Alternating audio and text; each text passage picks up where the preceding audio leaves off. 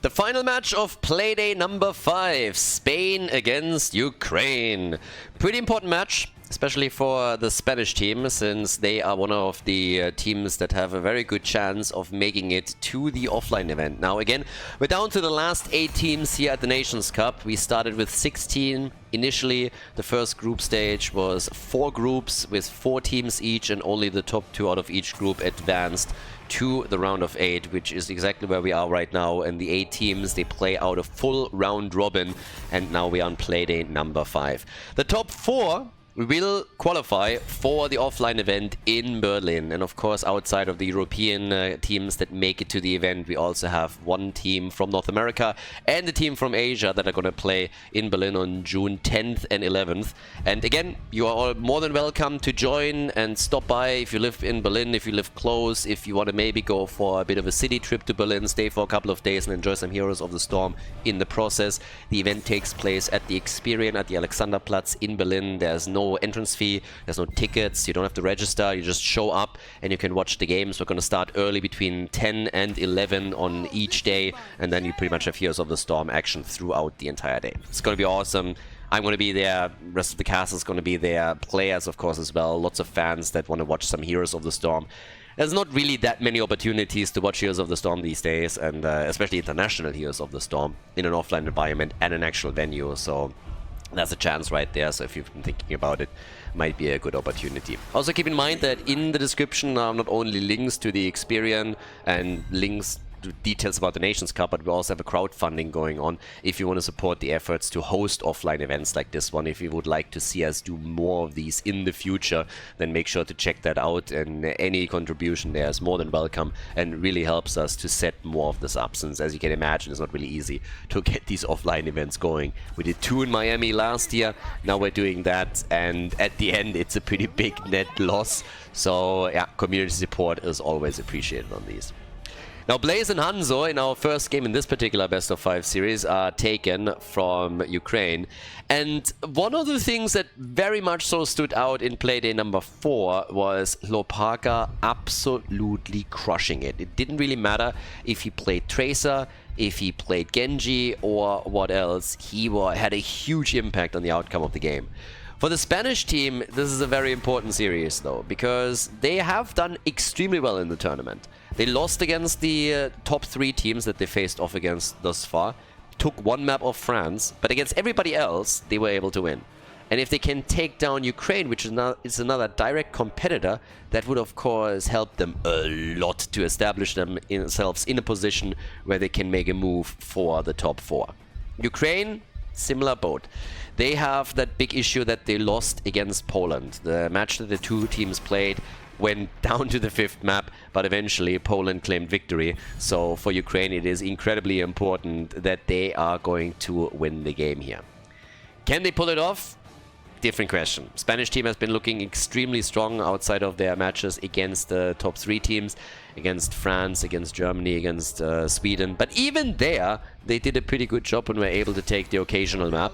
So now we got Battlefield of Eternity as our starting map, of course, with Garrosh and Anduin. Garrosh Blaze at the front, get Hanzo for the damage against the Immortal, and then Anduin together with him. Genji banned. Chromie for Nano. I mean, he's normally somebody that would love to play Hanzo too. We've been talking about this a lot. Oftentimes you see either Chromie or Hanzo or both banned against him. Has been playing a lot of mages in this tournament and has a pretty deep hero pool, but these 2 are definitely 2 that he excels at. And we get Vala. Drag here with Vala and Urel as the final pick for them. So Muradin and Urel at the front. Very beefy front line. And that leads us to the final pick in game number 1 of this best of 5 series here. The last one of the 5th playday, which leaves us with only 2 more playdays to go. So slowly and steadily you really have to make your way into the top slots, or you're not going to get the ticket for Berlin. And again, obviously flights, accommodation are paid for the players. Here comes Tychus, the final pick, and that sets us up. Off we go. Battlefield of Eternity, game number 1, Spain against Ukraine.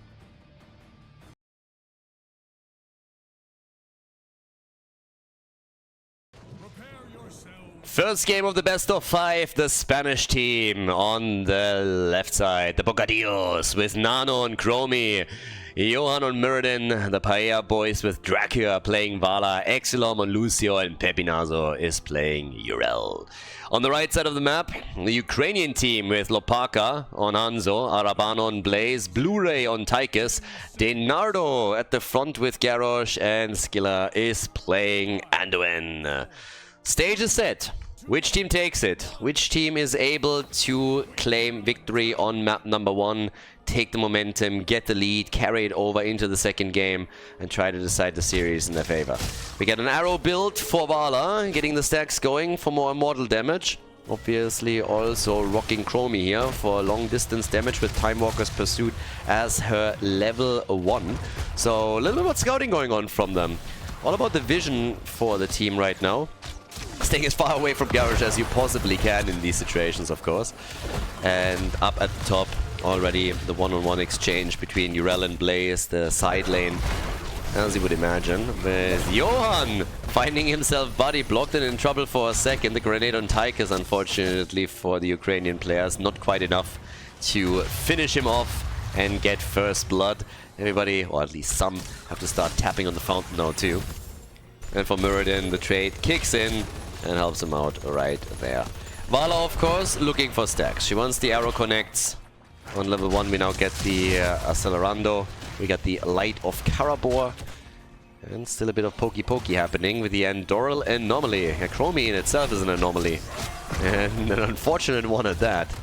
That little dwarf needs to be slapped around a little bit. Too excited about it. Problem with Chromie is you just slap her left and right and she just enjoys it. So yeah, she's been on the very kinky side all her life. But yeah, I'm not gonna deny that, Anubarak. But yeah, it is what it is. So the Chrome Star, the little fake dragon over here, firing away from the side. Nano doing his thing. Again, known for his Hanzo plays, known for his Chromie plays. A lot of teams will ban either one of the two away from him. And up at the top, still the 1v1, and it seems that both Blaze and Urel are now making their way down to the bottom of the map because it's time. Time for the camps. Time to make a play here. So, Denardo. Yeah, okay. People are always arguing, gnome, dwarf. What is a gnome at the end of the day? A gnome is just a dwarf with bad breath. That's all that it is. Denardo, nearly getting killed over here. And Arabano also retreating and talking about nearly getting killed. Yeah, that's a nice flip. And this is the end of Urel. Nicely done. Level 4 talent soon kicking in. But first blood goes to Ukraine. Ah, Garrosh, he's a sneaky bastard, isn't he? You don't pay attention for just 1 second with the positioning and then you're toast. And now they go and take down Blaze, but I guess Mirrodin is also gonna fall. So a kill on each side. And the Archie! And there's the kill. Well done. 2 kills to 2. Oh boy, it was already a good game. 8 stacks for Vala. We have also repeating arrow on level 4 now. And down to the bottom of the map, Hanzo, yeah, he's probably going to take the lead for them, at least initially. Bigger they are, ready for Tychus, so Mirrodin has to be careful here. 2 versus 2. Level 4, we now got the Reverberation in, but the halftime show goes pretty easily to Spain. Honestly, with Hanzo on the side of Ukraine, I really expected this to be more of a close call, but far from it. So yeah, Urel crushing it on the left side together with Chromie, and Hanzo just didn't get too much done here, so this is pretty rough for the Ukrainian team. But this is a good way to stop all of that. They're just simply coming in and saying like, you know, Vala what? Vala who? And she's gone. Vala gets murdered by Garrosh and his team, and now it is up to Chromie to just fire away. Nado's trying to get close to her, but it's just too tricky. Over on the right side, Hanzo, of course, attempting to win it for them. But there's another kill. Now Mirrodin is dead. Vala is already back.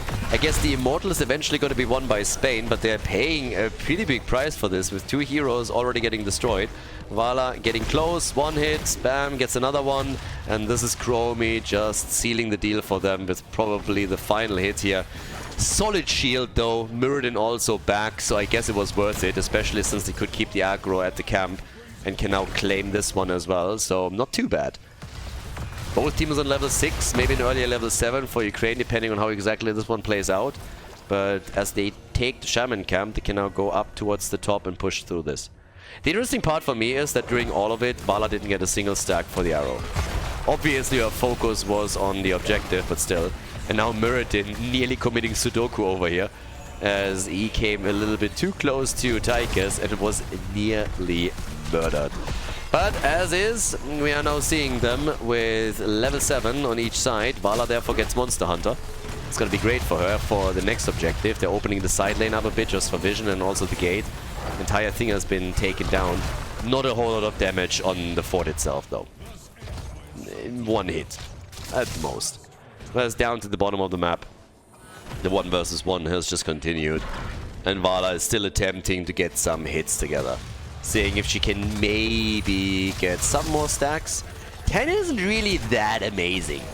Muradin, careful my friend. Johan for some reason has zero respect for Garrosh. Like, none whatsoever. And this is getting punished. So, if it's just a distraction to allow Vala to get some additional arrows in, then congratulations, that worked perfectly. But it's always feeling a little bit weird. Muradin moving in, committing honorable Subaru, and everybody else just watching and thinking like, hey dude, like maybe stay away from him, or at least make sure that you have your cooldown ready so you can escape. With Reverberation on level 4, it's already pretty clear that he's going to go for the Bronze Beard range at level 13. But yeah, so no double clap happening there either. Okay, Vala at the bottom of the map, claiming the camp. That's obviously the nice thing. It's not only immortal damage that you're talking about. Level 7 on her. You can also get really good damage in on any mercenary camp and getting it a little bit quicker. But the leading experience has been taken by the Ukrainian team. And Chromie is up at the top together with Urel, and the two of them together are doing some real serious damage here. Putting the traps out to make sure that the shots are being soaked up. But with the next objective announced, there's even a chance for them to maybe make a move for the camp. But they are afraid, and for very good reason, of Garrosh. But still, few hits coming in. Vala not quite here yet for the team. Still top side, Urel. Yeah, playing pressure. At the bot lane, taking one of the towers down. At the top lane with Urel, level 10 abilities are now in, so experience is something that Spain is looking for too. But heroic abilities are just a little bit faster for the red team, which allows them to go for light bomb engages if they want. They might win the entire halftime show now for free. Time will tell.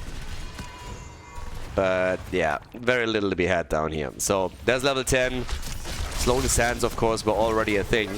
A few more shots fired by Vala and also by Chromie. Arrow is already out. Alright, party time. They're going for it. I mean, damn son, everybody is just unleashing the bunker, saving Blaze as Lucio gets nearly killed by Hanzo, but this time the arrows do not connect.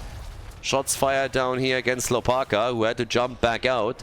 But with the halftime show victory for Ukraine, Spain is now trying to get this back.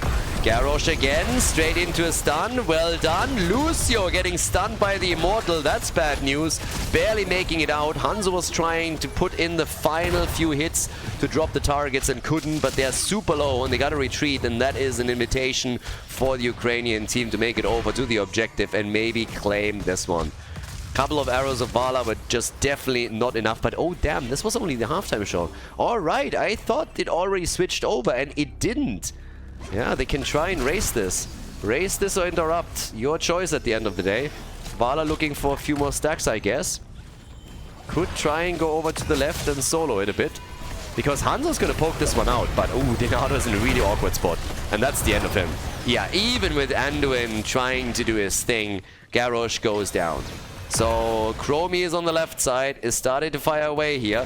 Whereas Vala, apparently at least for this fight, is more interested in getting herself a couple of stacks so that she can use them later in the game. The arrow totally hitting through all of this. One arrow connecting, another one coming in. 17 stacks now for Vala. Backline being attacked, light bomb, and Muradin gets caught mid-air. Vala should have her cooldown back up in a moment, but it seems like they're trying to go for the fight. One arrow, two arrows. There's no way they win this. They did! With 122 hit points! Ridiculous! Muradin dies. They're trying to get a second kill, but they can't. Vala got a few more stacks. But with 122 hit points on the shield, thanks to the double arrow of Vala, they just got the Immortal. I mean, that's crazy. So yeah, this guy isn't gonna do jack shit, but that was awesome. Murden falling for it. He died. Now Vala can get a few more stacks right here. They're pressuring Denado again and using him as a pin cushion. Ult used on... No ult used. Interrupted. So Urel goes down. Denado is wrecking them. Denado is really the biggest threat at this point. Now I'm happy that Vala is able to get stacks in, and this Immortal did way more damage than I expected him to do. But I gotta admit that Garrosh in particular is just doing such a fantastic job now. And he is the biggest threat to the blue team. For sure. I mean, he's absolutely crushing it. Doing a great job on all of this. Now, we still have topside plays by the blue team, by Spain, as they have their 3-man, but they're starting to rotate back down. Of course, as the game continues, and as Vala gets more stacks, that also means that she is going to have more damage against the Immortal. Muradin expected them to try and retreat, and they didn't, so that resulted instantly in the Stormbolt being dodged. Vala is dead, Dracula down, and Spain is struggling here. Ukraine, they lost to Poland, but this is a big one. If Ukraine wins this, it would be fantastic for them. It would be great for Poland too, by the way. Spain, on the other hand, they really need a win here. They've done fantastic so far in the round of 8. They won the matches, they wanted to win the one where they were the clear underdog. They were occasionally able to even win a map. But if they want to go to Berlin, they have to win these fights here. And they're going for Denado again, and he is in real trouble. But Muradin is the first one to fall. They are not targeting properly. They can't decide on the proper target. They are just waffling. Right, left, who goes for whom? And they're not finishing targets off, and that means that now they are the ones losing heroes. 10 kills to 3. Ukraine is too strong right now for them. Ukraine is looking extremely powerful here with 14 to 13 as is already. And with all the damage that Spain has already done, with the 2 objectives that they won, it still seems that the red team is the first one to take down a fort here. So, yeah. Well, imagine walking back there saying, yeah, we got this, and then it has like 2 hit points left. So Vala gets the damage out. She is pretty much soloing this bad boy. And that is the big risk, of course, for the Ukrainian team. If they're not careful and they let Vala do her thing, then she is going to win these, even with only 23 stacks. Monster Hunter is just that damn good. The more stacks she has, the better this is going to be for her in the long run. So the halftime show is taken. And now they're going for the camp, the only team that takes one. So they got that already. They can try and get Vala into a good spot. Urel is already moving around here. Vision is granted. They're firing away. Arrow after jet propulsion. Chromie dead. Lucio is dead. What a trap. I mean, Captain Obvious wants his playback, but hiding over here, that was something that Spain had apparently not accounted for. They scouted a bit beyond it and didn't really think anybody would already be sitting there. So Garrosh is still trying to play this one out. Vala is of course attempting to make her move up there. Can't really. And the only thing that Vala can now try and do is at least get a couple of stacks together. And she gets those. They also get a kill on Hanzo. And I guess Muradin is gonna escape. Yeah, there's also still their camp at the bottom of the map, and the Shamans are probably going to take that fort. So that's good news for Spain. Even though they're losing Vala now, at least they're getting some counter damage. But Vala getting murdered here is definitely not what they were hoping for. Another quick hit. Muradin in trouble, but he gets out. Chromie is looking for more damage and another kill. The objective is going to be lost to them, but if they can take another hero down, then that would be fantastic news. And the Immortal is taken with a 50% shield. Light bomb! Can they get Blaze? No, they lose Lucio instead. Lucio is down, and so are some additional structures down at the bottom of the map. But level 16 for Ukraine. Ukraine has level 16 now, and this is a wild game. Vala is back. She's making her way over. They're likely going to lose that fort. The biggest problem is really the difference in experience. It's not even the structures. Structurally, they took a fort down, they damaged the one top, but their problem is that they don't have level 16 talents. It was the problem in the last fight, and it's the problem from here now too. Another arrow, and yeah, these stuns are just too damn good. Arrow from afar. Blaze with the jet propulsion. Muradin again trying to get out here. Johan might get away. Maybe he can dodge out on this. Get some hit points back, but then he gets Hanzo'd. Vala at least is able to get a few arrows connected and therefore take the Immortal down. I don't think they can get the keep, can they? 3 heroes on the defense. As long as Vala is playing it very slow, she should be able to at least get some shots fired here. 1 arrow, 2 arrows. Can she get a little bit more? Gets the multi-shot in. And still fine. Alright, so... gets another one, sitting at 31. Again, the arrows are going to be great. The more she stacks, the better for the next objective. Their problem is really that at some point they need to win a proper team fight, and more than that, maybe an objective too, because once level 20 hits for Ukraine, I mean, lights out for Spain. Spanish team needs to get their act together here. It's 16 kills to 4. The Ukrainian team is crushing them. So they got level 16 now. Should give us Manticore, or they're going Seething Hatred with this. Manticore. They go for Manticore, they got that now. Fast Forward is in. Templar's Verdict and up the frequency. And they have to scout those bushes out and make sure they're not getting trapped again. This was one of their biggest problem in the previous ones. So, yeah. Top side, there's the play. They need to take this camp down, or they're going to lose their keep. I mean, the same is also true for the Ukrainian team, because down here at the bottom of the map, the catapult is inting as usual, but they at least have a Khaldor camp here, so that could eventually start and damage the keep. But here, it's pretty much the same thing. Urel gets attacked, gets stunned, and is dead. These stun chains are just way too much for them to handle. She didn't even get a chance to get the ult out. And it's always the same story. Gets hit by Garrosh, flipped over, stunned out, no ult, dead. Instant. And yeah, there's little that they can do to prevent that from happening. So now it's another 5 versus 4 just as the objective is up. I mean, what are they gonna do? 17 minutes in, you gotta wait the 20 seconds until you is back to business. Can at least try and take down Garrosh, but Blaze is also there. Few more hits incoming, okay. Muradin flipped in, jumps out, and is dead. Just as Urel is coming back. This is not looking good for Spain whatsoever. Game number 1, real problem for them. Bot lane, again, the keep is taking some damage, but there's just not enough firepower down there to take the keep apart. And of course, Spain with the big shield on the Immortal could go for more. They take Vala down. That's 19 kills to 4. I mean, it's developing into a shit show pretty quickly. Spain is desperate right now. They're hoping for someone to make the hero play here. This is still doing some work, but obviously with Arabano taking over, claiming the experience, we all know where this is headed. They are going to not only get level 20, but they have the big push down to the bottom of the map, and this is headed straight for game, straight for core. Spain is just getting crushed. There's the 20. Bullseye probably. Yep. Fortified bunker. Big red button. Titanic might. And the upgrade for Anduin. And there it is. The push through the bottom of the map. As they are starting to do their thing. Here comes the move. Straight for the wall. And yeah, Vala can poke it out so she can burn the shield down quickly. But have fun trying to stop this. Where's the slowing sands? That would be my first question. Well, not here. And neither are Vala and Lucio and Muradin. So, yep, that's lights out. The only thing that can save Spain now in this game is a disconnect from the Ukrainian team.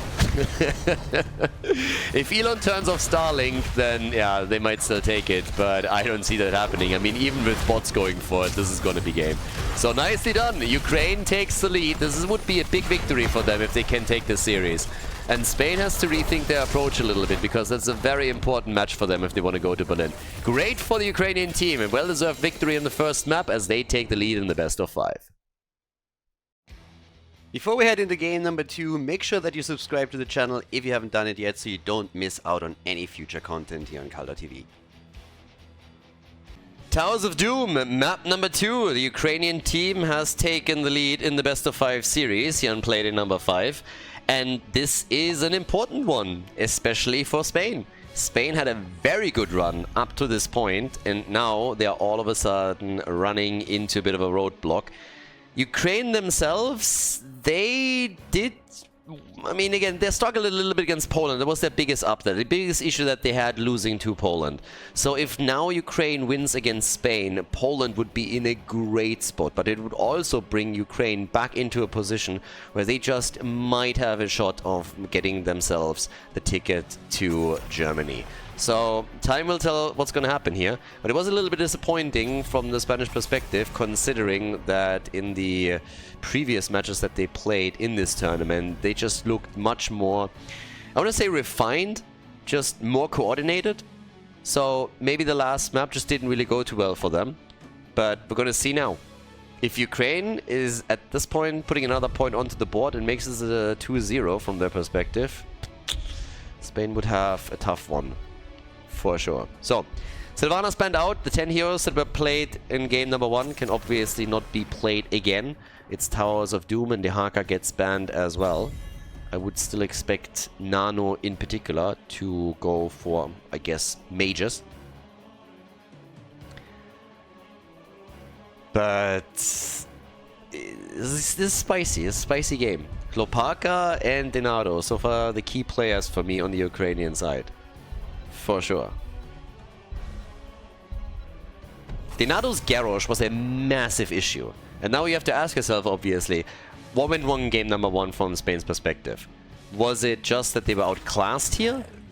Or was it some key elements on the red team side, like Garrosh, that now are not playing a role anymore? Since you cannot play heroes again that have already been played. Makes it a little bit more interesting for the audience, mixes things up slightly, you don't see the same hero over and over and over again.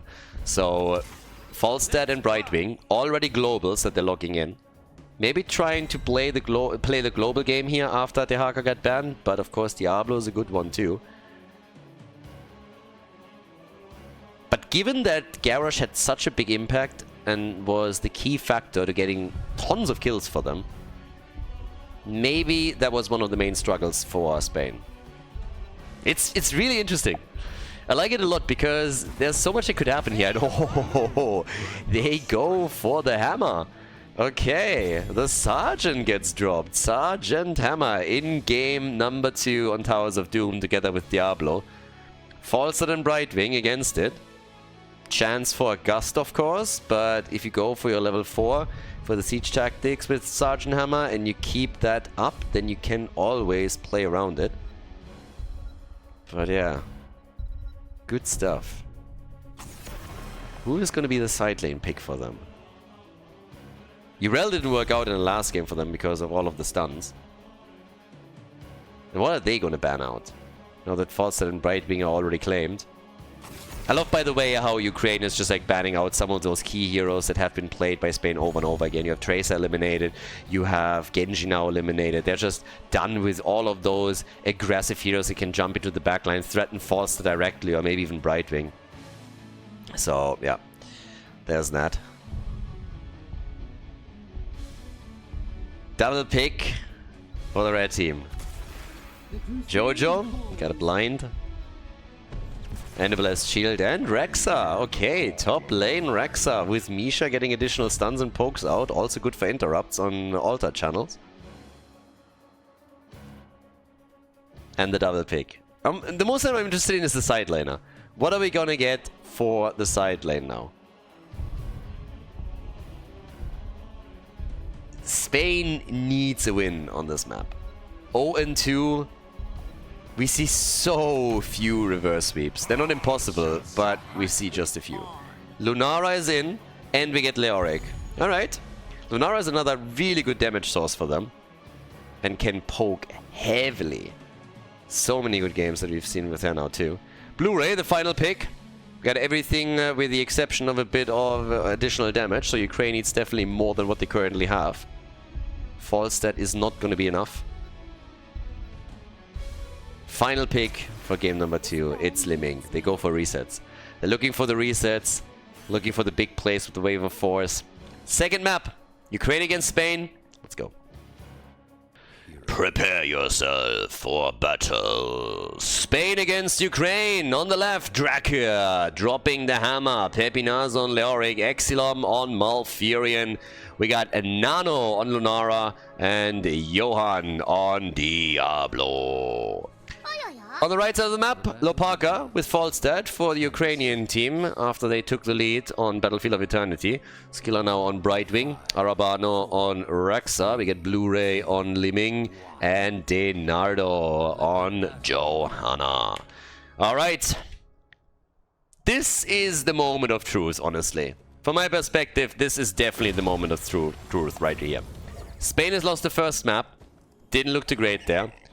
One map you can shrug off. One map you can go, okay, the draft didn't work out for us, we had problems with Garrosh, we lost too many heroes at the beginning, we fell behind by talent. If you, on the other hand, lose the second map as well or quickly fall behind there, then it's a totally different story. So one of them can be shrugged off, that's one of where you can say, okay, whatever, forget it, let's focus, clean slate, next game, let's go. But now they gotta step it up. And they already are starting to threaten the top side. And look at that. Nano is moving in. Bambi is making a move. Gets stunned out by Misha. But Falstad has to fly back out as well. As Li Ming is dealing with Dracula down at the bottom of the map. And yeah, he eats some of the damage. Totally fine with that. But this is really the big moment for Spain where they have to show that game number 1 was a fluke. For the Ukrainian team, very different situation, of course. They were very happy with the victory in game number 1. If they now can get a second win, then all that momentum that they're bringing into this series is very likely going to lead to them taking the entire match. And that would be huge, given that situation they're in. So, here's the moment. We have 0 kills thus far. Everybody just poking, prodding. Austin's renewal for Leoric for the extra sustain here.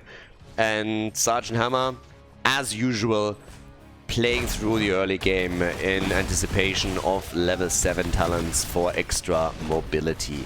That's pretty much what they're going to try and do. Couple of hits already in, camps have been exchanged, nobody has invaded, no aggressive plays made yet. And Nano on Bambi is also going to be very interesting.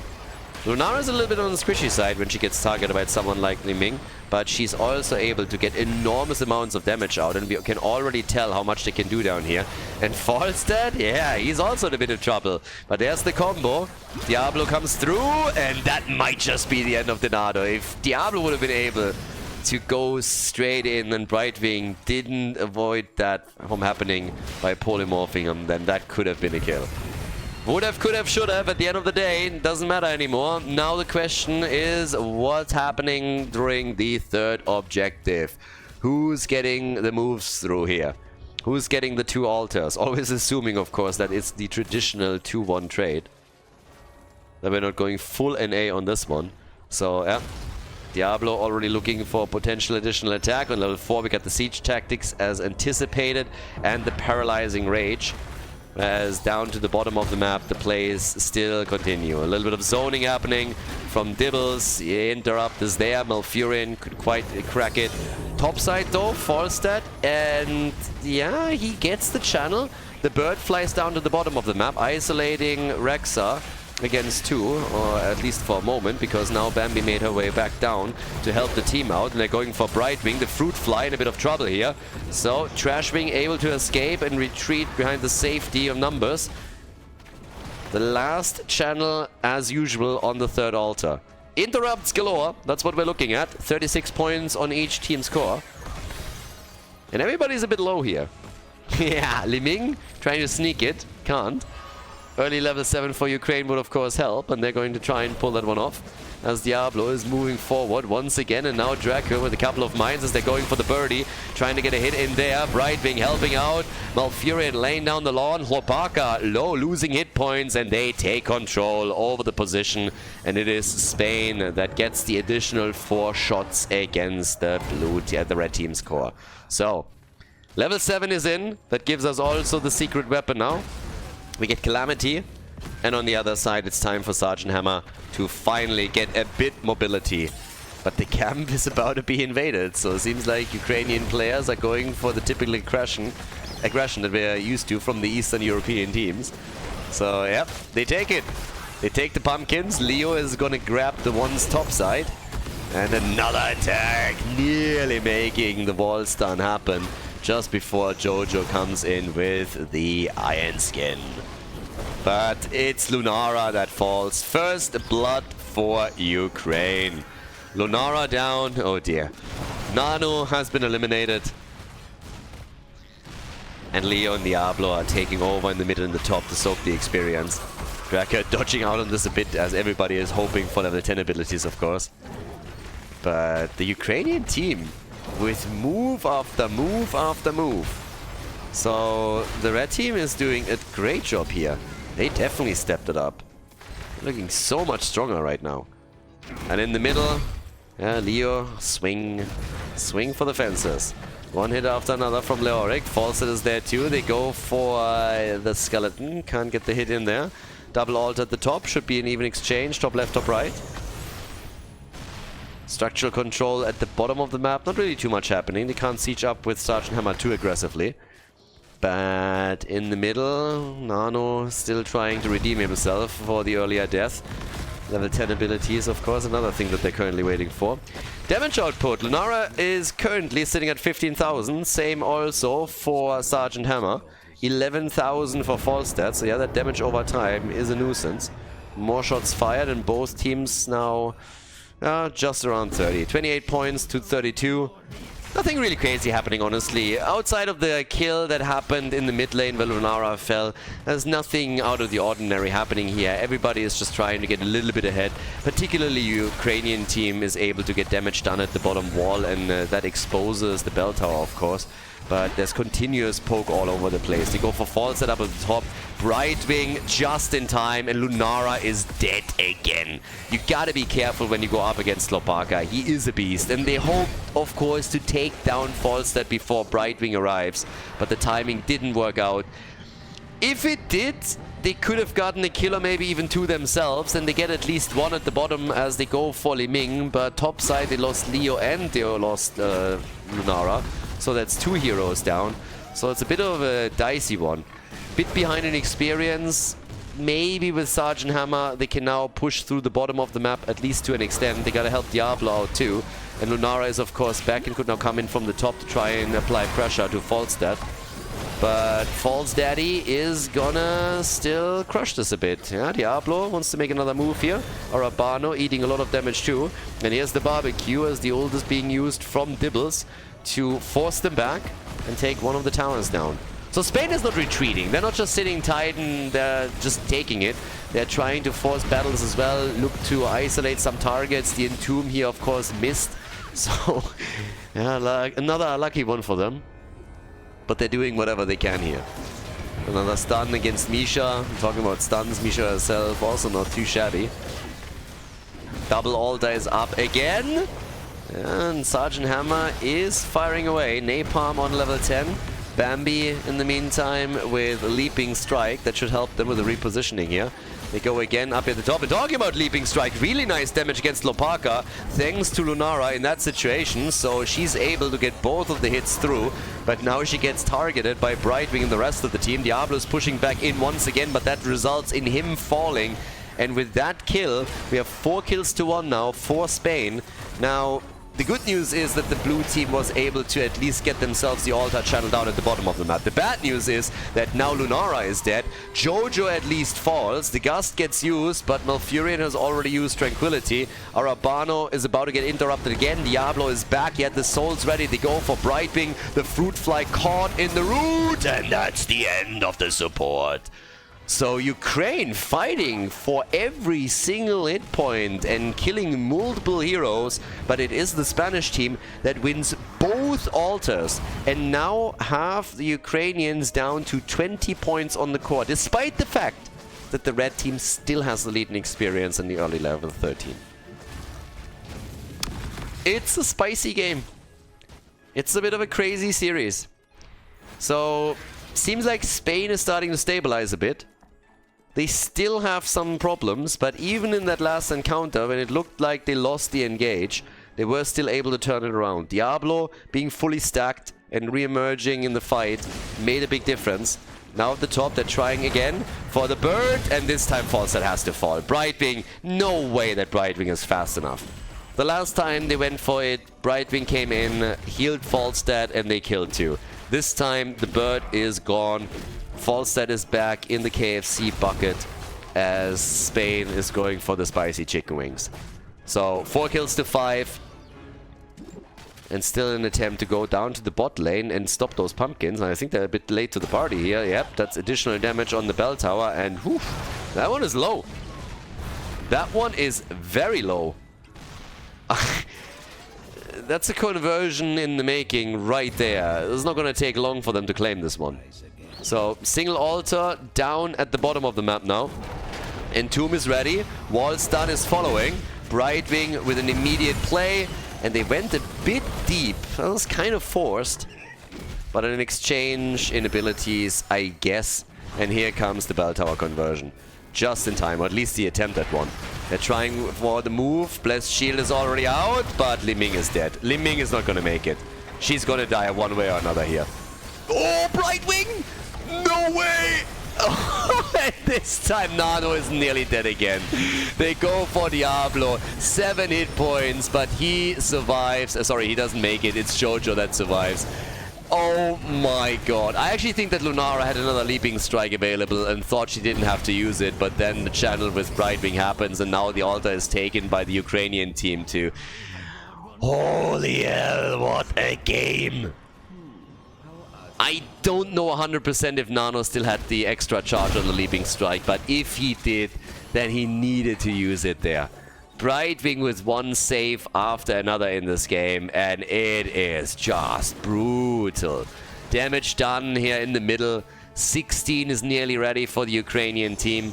28 points, 220, but that bell tower, that is one of the big problems. They just don't push structures enough currently. Spain is not doing a lot of structural damage in these situations. And it's a huge problem. So there's a level 16 talent. Won't be able to fight, but both teams have level 16, so camps get taken. We have the Mithril Mace after the Spectral Leech, and now also the Accelerated Contamination, plus the Giant Slayer. So big talents for sure on the Spanish side. And we get Diamond Skin. Alright. Not a talent that I had on my bingo card, but Diamond Skin it is. Plus the Afterburner over here with a Holy Renewal for Johanna now. Yeah, there's the Gust. Sergeant Hammer in trouble, but saved by Malfurion. And it's the birdie who falls. The bird is gone, and Jojo still taking damage. Needs to stay a little bit away from Li Ming here. She wants to go for another kill. Brightwing with a save. Job well done. Triple altar phase is there. And Leo can now go for a channel, maybe at the top. Could definitely sneak one of them in. We already have Diablo in position to try and claim the one at the bottom of the map. And it's a 5 versus 4 in favor of the Spanish team. So that is for sure a few shots fired in their favor. Top side doesn't quite work out for them, but Diablo is able to get it down here at the bottom. Lunara with poke after poke. Denado, Brightwing all low. Li Ming firing away. One wombo, one combo at a time. Falstad back on the map in another couple of seconds, but they're trying to get the bell tower conversion down at the bot lane with Sergeant Hammer sieging up on the target. The structures struggling there. Lunara also poking over and over again. Blessed Shield being used. They want the kill. They're setting it up for Li Ming, but instead it's a double connect. And Li Ming low! And Lunara is dead. Lunara is dead. The Iron Skin saves Li Ming, and the bird back is the problem. 12 points on the core of Ukraine though, and we have Leo with another channel at the top left. So yes, Malfurion is going to fall here. They're losing targets, but they have fired another set of shots over to the red team's core. 8 points on the core. This bell tower is of course now going to get converted, but the one on the right side is also low. With Sergeant Hammer they could retake, and the big issue is that they are on 8 points. Ukraine with big plays made and fights won, especially when Falstad came back. Klopaka with some good moves, especially since Nano never saw this one coming. It's a big problem. Nano just plays his game out, but doesn't see the Falstad fly. I mean, how could he? And then gets caught completely off guard in that situation. But with a 20-point lead on the core, it's just rough. Really rough. So they're poking. and they're trying now to retake the bottom bell tower. Falset is at the top.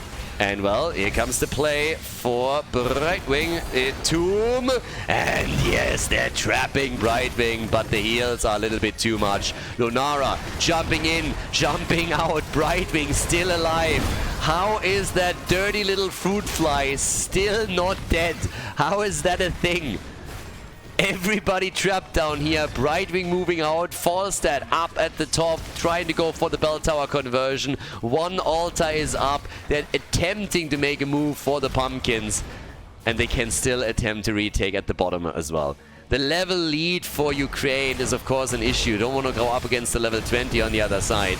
But here comes the next engage. Once more they're trying to go for the healer. Can't quite get it. Leo has his Entomb back up in a few more seconds. He could at least take the bell tower down here. Falstad isn't even here for this. Falstad isn't here. The channel happens. The birdie is not going to get this in time. 3 shots are going to be fired. The core is going to be down to 5 points if he now claims it. Jojo stops it, but she might pay the price. Nope, she's able to get out. The 3 shots are fired. 5 points on the core to 25. 5 points to 25. Oh my god, what a game. Yeah, and Falstad has now claimed the top. And that is very bad news, because that means only a single bell tower is there. Ghast is being used, Brightwing is ready, and Leo kind of traps himself here. So, yeah, Leo and Diablo all dashing away. Blessed Shield connects on the minions, and they get him. Stacks removed, but at least it allowed them the time to get the bell tower at the bottom of the map. At least they got that. Level 20 will be there very, very soon for Spain. And of course, the boss has now to be taken. They need to remove it. Ukraine needs to remove that as an option for the Spanish team. Which also means that they're going to lose the bell tower at the bottom of the map. Or at least they should. So yeah, boss is taken. Lunara is walking over. She's going to grab that, but then they need to retreat. They can't stay here too long. That's not going to be enough, boys. Well, if they let the minions go in, then yeah, it's going to be enough. So the boars get unleashed, bell tower gets taken, single altar at the bottom of the map, and a bit of an awkward spot to fight for the red team, because now they got a bell tower on the left and the right that they got to deal with.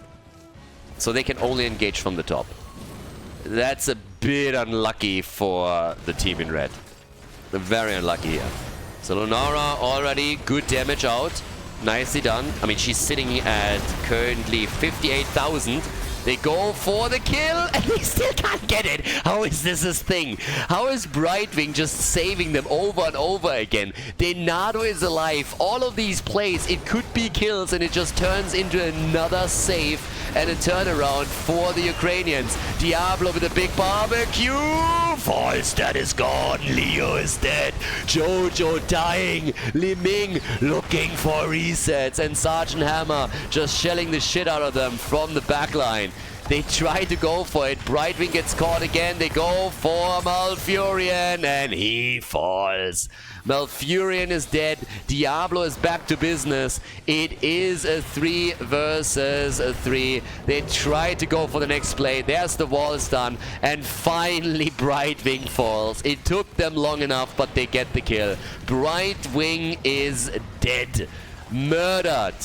Taken apart. Buried deep. Crucified. Tortured to death. I'm not sure about that one, but still. And it's a kill also on Rexar.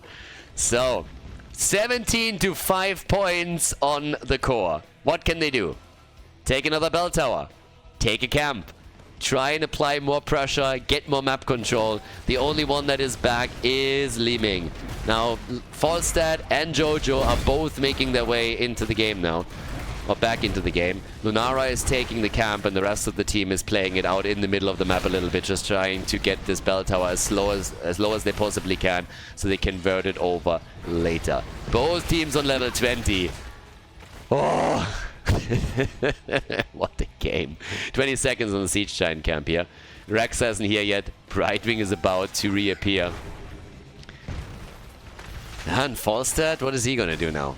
They kind of have to retake this one. The top lane control is already there. Birdie can maybe go to the top and try and claim the pumpkins, but down here they are just trying to escort a few of these pumpkins over. And of course another altar spawning is also giving them another opportunity to get the core even lower and get it to 1 point. Unless of course they are claiming the middle. If they win a team fight, claim the middle and then channel the altar, then it's a win.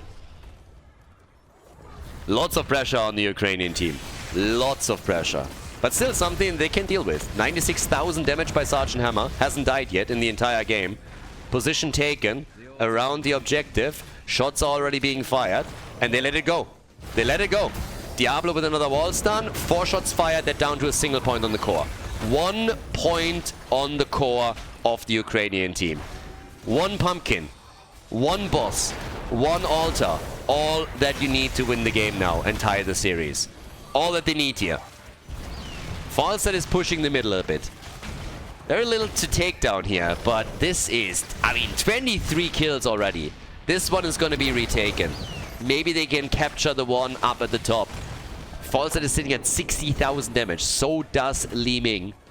And maybe top side they can retake. Leo is already moving over in an attempt to see if he can get a good angle on the bird.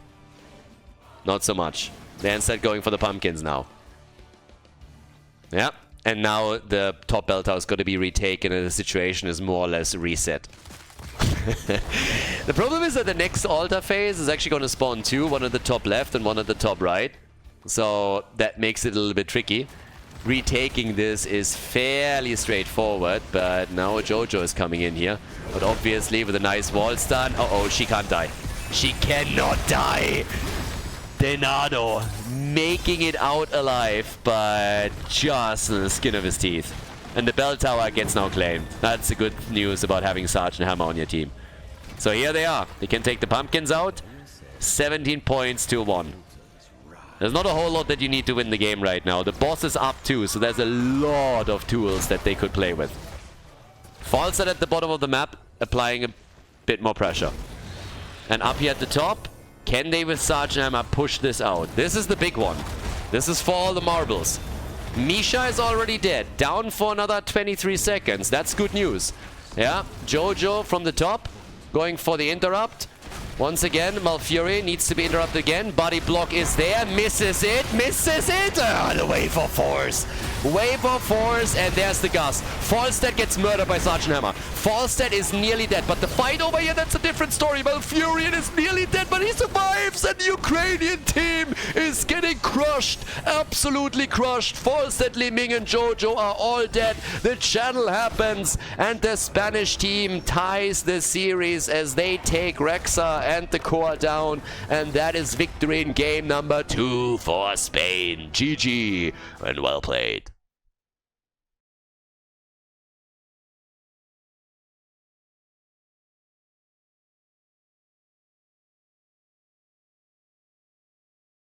Game number 3. Spicy series and a close one at that. Both of the games super close thus far. I could dazzle you now with my predictions in the draft and just show off all my in-depth knowledge about both of these teams, but I would be lying to you because we're going to be in for a very quick draft right now. Since, yeah, they accidentally picked the hero that was already played, so therefore we're currently redoing the draft here. But suffice it to say that Spain is off to a good start on the draft. Bans aside for just a second, they're coming in with Sylvanas and with Dehaka. At least that's what I would choose if I was in their shoes. I think that would be a very good rotation right now. I wonder what they're gonna get now. First pick for... Oh, they could pick Hogger. Oh, what do you know? They actually go for him. That's insane. What now? Sylvanas and what? Dehaka! Who saw that one coming? What a fantastic rotation here on the side of the Spanish team. Really liking it. But yeah, so this is where the problem came in. They wanted to go for Greymane. They accidentally picked Vala. Still a good pick by them. But as I previously already mentioned before we had to restart the draft, Sylvanas Dehaka is obviously a very good start for them. Now, you have a Nubarak, you have Hogger, you can really dive in together with Greymane now too. And I like Greymane for Lopaka as well. He already played it on the last playday after they were slowly running out of a couple of his standard heroes that they could go for. Now with the last ban, Medivh gets eliminated. Yeah, we have really seen a lack of Medivh in the last few play days. So he has been played, of course. Swedish team, for example, comes to mind. But still, Medivh right now out of commission. And the picks for the blue team. With Sylvanas and Dehaka, they definitely had a good opening. But they need a bit more here. For both of them, this series is just insanely important. It really is. And they've been fighting tooth and nail here. I initially really thought Spain is going to come in and really crush it. Take this with a 3-1, maybe even with a 3-0 if they can play the same way that they played in the previous play days. But the Ukrainian team just stepped it up and they make it so difficult for Spain to get any foothold in these games now. Even on the second map that Spain eventually won, for a long time it looked like the Ukrainian team could claw their way back in and slowly take them down here. So now it's Anna and it's Varian. You got the taunt, you got the sleeps. What are we getting from the red team? They go for Jaina and for Deckard Cain. So, okay. Sleeper setup, couple of CCs that they can play around with. Burst damage from Greymane, more so from Jaina. It's a dangerous comp. With a good stun from Anubarak and a decent follow-up here, they can definitely take a target down very, very quickly. But the choice for Nano. Maybe Kel'Thas, maybe Gul'dan. His mages are usually very strong. He played Kel'Thas here a lot in the past too, with his Sunfire Enchant build on level 7 and the Rail on level 4. Deathwing instead? Deathwing instead for Nano. Could swap it around still a bit. But suffice it to say that we're in for another banger. Game number 3 in the best of 5. Played at number 5 at the European Nations Cup qualifier. Ukraine against Spain. The series is tied. Spain took the victory on Towers of Doom, and now we're heading into Tomb of the Spider Queen. To the right, Drak here with Sylvanas for the Spanish team, Exilom on Ana, Pepinazo on Dehaka, Johan on Varian, and Nano on Deathwing. On the right side of the map, it's the Ukrainian team with Opaka on Greymane, Arabano on Hoga, Skilla on Jaina, swapping over from the support over to another damage dealer with Blu-ray taking charge of Deckard Cain and Denardo on Anubarak. Which team is taking the lead? Initially, it was the Ukrainians on Battlefield of Eternity that were able to lock in the W. And now, Deathwing already with a bit of damage here in the middle. Terror! Going straight for the Molten. Alright, let's see what they can actually do. We have, at this point, a little bit more work to be done in the middle, so Deckard Cain is trying to help them out. Deathwing taking quick control over here and forcing them back on the structure, so nice. Nano also with an awesome skin. God, I love this one. Every single tint on this skin is just great, let's face it. And more players are going for it instead of just dropping the turkey on us, which is also pretty amazing. But okay, now we got down at the bottom of the map, Dehaka is obviously locked into this 1-versus-1 battle with Hoga. That one was pretty much a given. Anubarak up at the top side. Deathwing, of course, want to be fully unfazed by all of this. But as they're starting to go for the camps, the same is happening on the right side of the map. Greymane is making the exact same moves. Fantastic on the camps, and especially so if you get some additional support from Jaina, who's currently up at the top being chased down by a dragon. Yeah, Nano is gonna try and get a little bit more over here. So, okay, how is this going to work out for them? We have 15 to 12 gems at this point. Everybody is just trying to collect this a little bit. Jaina is getting zoned out just slightly. Could put some more damage on her. Obviously with level 4 we're going to get the taunt here for Varian, and then they can try to be aggressive and maybe set up a kill. Get something done here with now Deathwing really using all of his AoE to just burn them down here. And Nano, I gotta say, Deathwing in this game in particular, with his skin and everything, he's just looking like this majestic dragon that doesn't give a flying fuck of what's going on around him. Deathwing just moves around, walks into the middle of the wave, just blasts it, comes in with the Dragon's Breath there. Big damage. So yeah, totally unfazed by all of this. Just doesn't care, and it looks pretty awesome. Nice attempt to go for a Greymane kill here also by Johan. Now they can't get it, but still they are threatening him and pushing him back quite nicely. But yeah, really liked what we're seeing from Deathwing here. Now obviously as the game continues, there's going to be more threats against him. Highly likely that Greyman is going to go for the bullet here. But at least this early in the game, Deathwing just striding into battle, totally unaffected by whatever he's facing off against, and just doesn't care. Doesn't care about all of these fleas. Varian should care a little bit more what's coming his way. He is not quite as resilient, so that's an easy first blood for Ukraine, and that was avoidable. It just seemed that Varian got a bit greedy as he saw a chance to take Greymane down, and didn't quite work out. Down here, Arabano, still damage being done. Turn-in has happened, by the way, for Spain, so they already were able to deliver 16 gems, so good for them.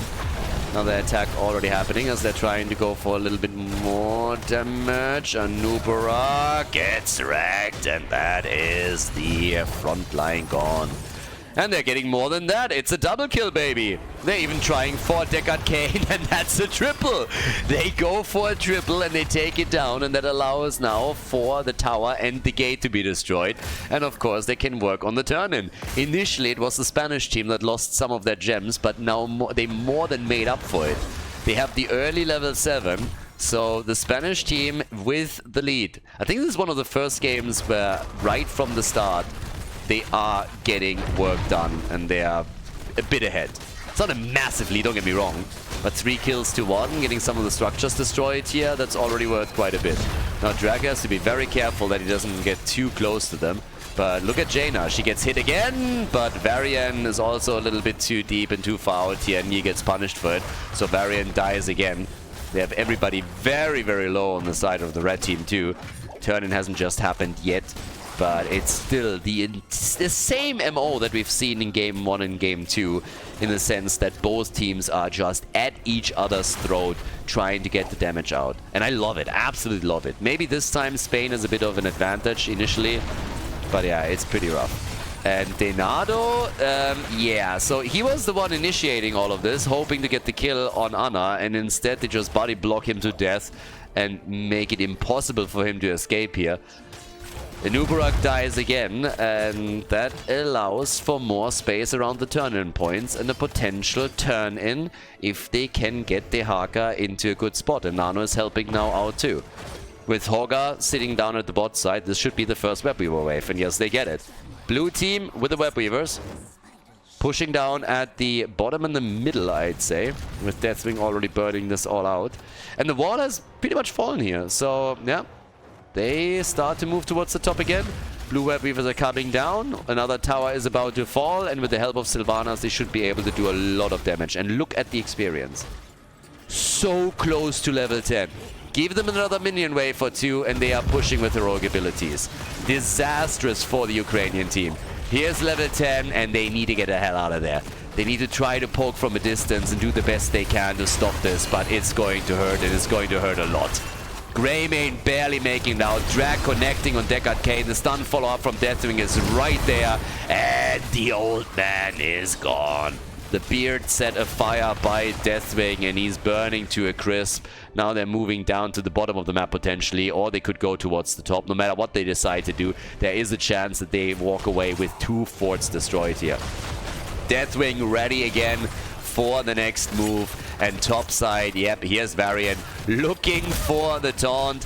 Doesn't overdo it in this case. Level 10 is now available on both teams, so Ukrainians can fight back, but they will still lose the fort at the top. Can they get kills though? That's the question. Jaina is on the wrong side of this engagement, so she needs to be careful. So does Hogga. They might get a kill here. Hogga is definitely gonna fall, but they lost Sylvanas. Yeah, Jaina's also dead. The gems have been recovered more or less. And Dehaka just tunnels down to the bottom of the map, helping them to take even more control here. 2 forts have already been destroyed, and it gets worse because in the middle of the map, even the keep has taken damage. With Dehaka coming down to the bot lane, he can now turn in the 27 gems that he himself holds, which is a huge chunk. And since he is escorting more minions into the towers, they were also able to take another one apart. This is looking great for Spain. They have a level lead. They have the team roaming the map, going for additional camps. It's 7 kills to 3. And soon a level 13 for them. Now Ukraine, they got enough gems to turn in and get their own Webweaver wave. But with 2 forts already being destroyed, they have a much harder time getting towards those turning points. And now Hogger dies again. Can they save Drag here? No, they cannot. So, yep, 1 down and maybe even a second kill. Deathwing to the rescue. And bye-bye Greymane. Greymane is dead. A Taunt on a Nubarak. And even the Siege Giants are helping out here. They kill Varian, but this fight isn't over. First, it's a Nubarak that might fall. It's actually Jaina that dies first. The stun dodge Denado saving the gems for the team. Yeah, it backfired a little bit on them, but that was still big. Saving a Nubarak in this case was the saving grace. Can you just imagine him falling and losing 39 gems? That would have been a nightmare. I mean, it's bad enough as it is, because that's another turn in for the team in blue. Spain with the second Web Weaver wave. They're definitely going to get the fort at the bottom of the map now. But the red team should be a bit more worried about what's happening over in the mid lane, where a keep could be targeted. So, yeah. They even try to go for the drag. Doesn't quite connect here. They were hoping to make it work, but still. So right now, level 13 still missing. Varian is locking it in as we speak with the Juggernaut. Top side is just going to push this out. I don't really think this is going to arrive at the keep anytime soon. They're dealing with the mid lane as quickly as they can. Reason is obvious. They need to make sure that this keep doesn't fall. But there's already an attempt at a flank. Yeah, and the drag connects. 40 gems! 40 gems! He's trying to get away! Sylvanas, can they get him? Wailing arrow, and they cannot. But the fight isn't over. Shockwave is being used. Ana is exposed and falls. They get a counter kill on Hogger at least. Without the support, they still have eliminated the opponent's side laner. Varian is alive. He's dead. Varian is dead, but they are still trying to see if they can maybe get another kill here. And well, thanks to the drag, it's looking alright. The old man! Oh, the cocoon! Oh my god, Jaina on the run. The problem for them is that while all of this happens, the bot lane fort has been destroyed, the towers are suffering here, it's still a 1-level lead. It's unbelievable to me though that nobody else died for the Ukrainian team. How are they able to keep these guys alive? It's nuts. Can you imagine what happens in that situation if they get 1 or 2 kills? Everybody was so low. If that cocoon does not connect, if he doesn't have cocoon available anymore, they're losing 40 gems at least, and they're losing 2 heroes in that encounter. Insane.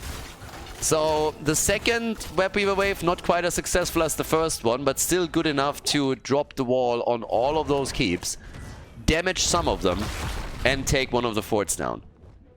And the level 16 talent for Spain allows them to again take control over the turning points here. 22,000 damage for Deathwing. Varian looking for another target. There's the taunt. Greymane is getting killed. Wailing arrow. And this time a Nubarak is not going to escape. This time he's dead. 40 gems stolen. Taken away.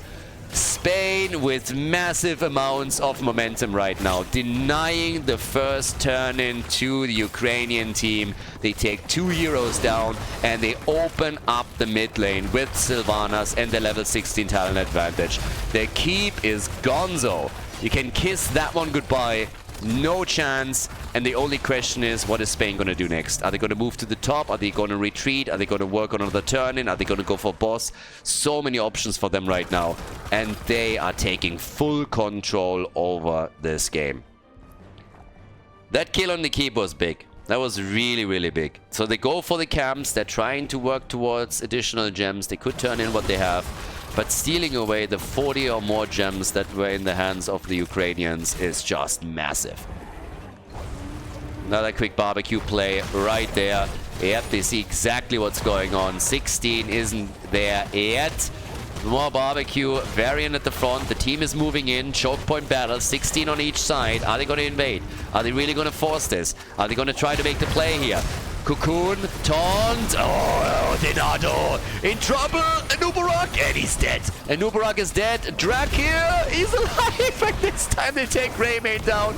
How did he not die? Ana with a big pew pew. It's a triple, baby. Jaina can delay it, but she cannot avoid dying. It's another hero that falls. Top lane pressure thanks to the minions and the catapult down at the bottom of the map. They're just moving past the keep in an attempt to go for keep, core, and victory. This is Spain with an attempt to end the game right here, right now. They might not quite be able to pull it off. They're really trying. They also want to have the keep at the same time. And this one at least is going to fall. And the same is happening up at the top. The shield is already gone as they're going for the core. 80%. 2 seconds for Greymane to come back. The kill on Hogga possible. And they get it. Hogga down. Varian dies as well. Ana attacked by Anubarak. And he gets the kill. Keep at the bot lane. Is it going to get destroyed? Yes, the keep is gone. And up at the top, another one might fall as the blue team is finally starting to lose heroes, but all of the keeps get destroyed. Not a single one is standing anymore, and the core is now at 75% as the Siege Giants have still done damage. Sylvanas trying to get away here. Drakia on the run, doing the best he can, holding 19 gems and running straight into Jaina. Yeah, he's maybe dodging the stun, turning it, attempting to turn it. Jaina with another ice block, and finally Dracula falls. They go for the boss at the top. A couple of Hail Marys are being thrown out here, as of course the Ukrainian team is trying to do the best they can in order to recover from the situation. They haven't destroyed a single fort yet. Half a level for Spain to hit level 20. 40 seconds for Jaina to come back. 28 gems for Nano. Not enough for the red team to turn in. They can definitely let the boss go. They should. There's no reason to sacrifice all of this. Nano with a 28 gem turn in. That's what they should at least do here. But the boss, they can defend against it for sure. No way. No way. What the hell is happening? How on God's green earth did he just pull that one off? Moves in. Zero care in the world. Just goes in, no care whatsoever, and is like, yeah, well, I'm gonna take this one. Licks him, and bam, he's dead. And Uberak gone. Just like that.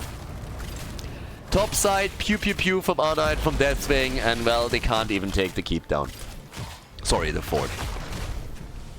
They're closer on the turn-in. Yep. And here is Greymane. But this time he misses it. Now he's just trying to show off. At this point, he's just trying to show off, seriously. So, full control once again for the Spanish team, especially with the level 20 talents that they hold. Contagion is in. Glory to the Alliance. Debatable. Bolt of the Storm also there, and they're going for another one over on the left side.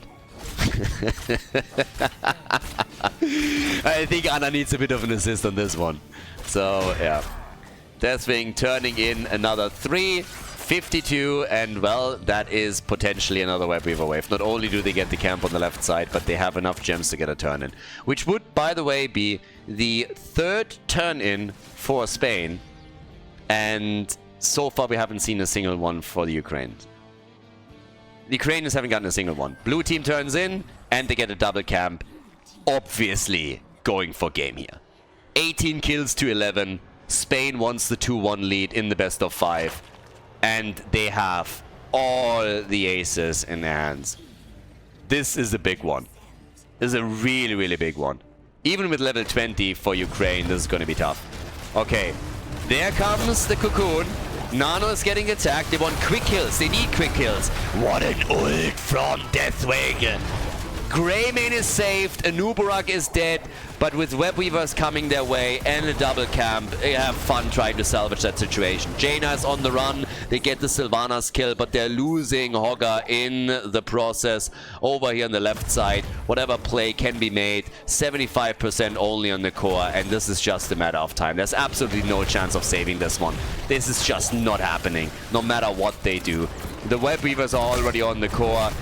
Varian is playing with Jaina on the left. Deckard Kane is dead. The shield is falling. Greymane gets licked and targeted, trying to escape. Yes, the damage dealers are doing their best to keep all of those minions at bay, but it doesn't change the fact of the matter. We have a victory for Spain on Tomb of the Spider Queen. Spain with a 2-1 lead against the Ukrainians in the best of 5.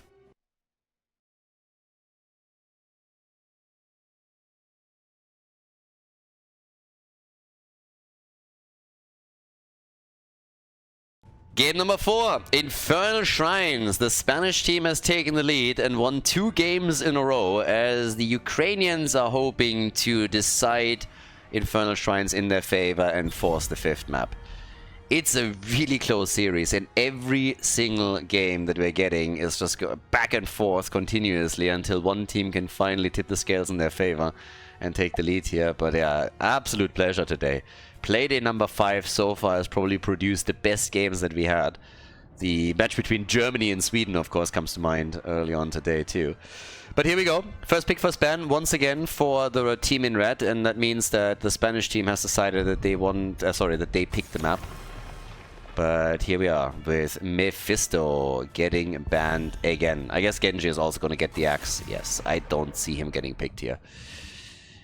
This is another map where I can totally see another mage for Nano, and I already talked about the potential of Gul'dan being played, but another one that is good, or would have been good for him on Tomb of the Spider Queen, but also is pretty okay on Infernal Shrines, is, again, Kel'Thas. Kel'Thas with this build, he played it before, could play it again.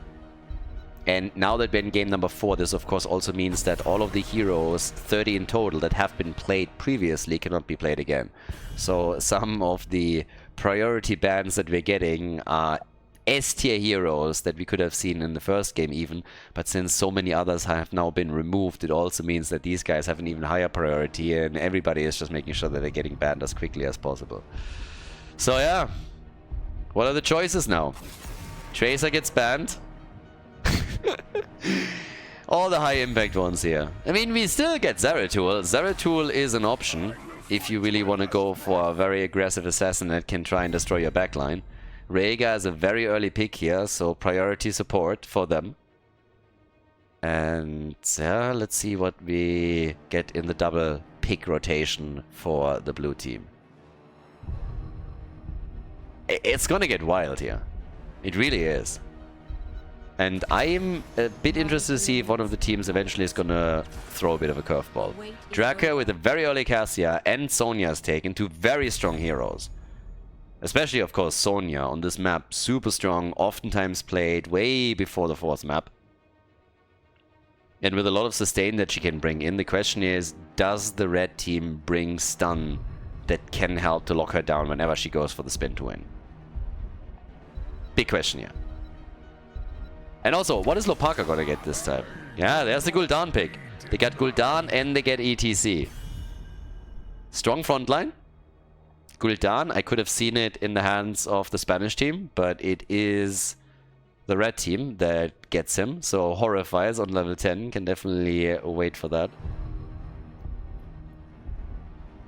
And what do you ban here? Could still try and target the side lane a little bit. You already have your Sonya. So you could try and take the Bruiser out on the top side. Limit that a bit more. And they ban my F.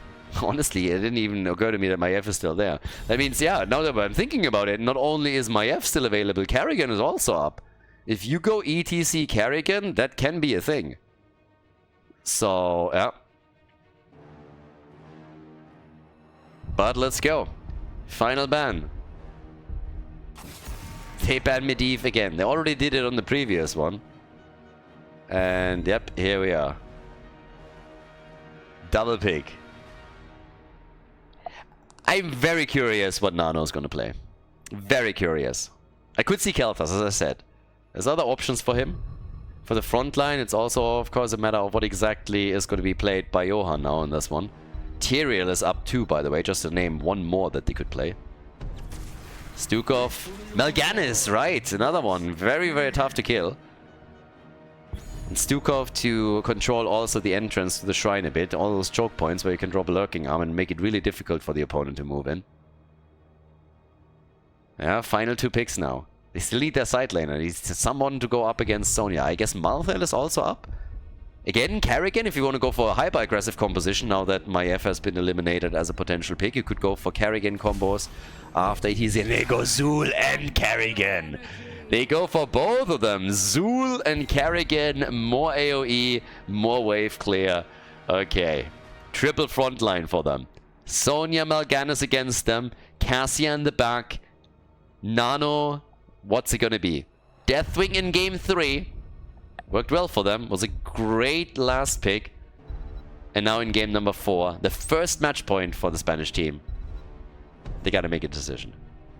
It is Kel'Thas. I talked about him and here he is. It is once again probably a special build with the Royal on 4 and the Sunfire Enchantment on level 7. But let's see if they can follow up with these Gravity Lapses and the additional stuns. First match point for the Spanish team in this oh so important playday number 5. Let's go, Infernal Shrines. Spain in the lead, they got the 2-1. Victory would mean everything right now. It would get them a massive step closer to qualifying for Berlin. To make it to the offline event. To face off against North America and against Asia in their quest for glory. On the left side, Dracula on Cassia. We got Johan on Mal'Ganis. Pepinazo on Sonya. Nano on Kel'Thas. And Exilom on Stukov. Lopaka for the Ukrainian team. They're throwing everything at this now.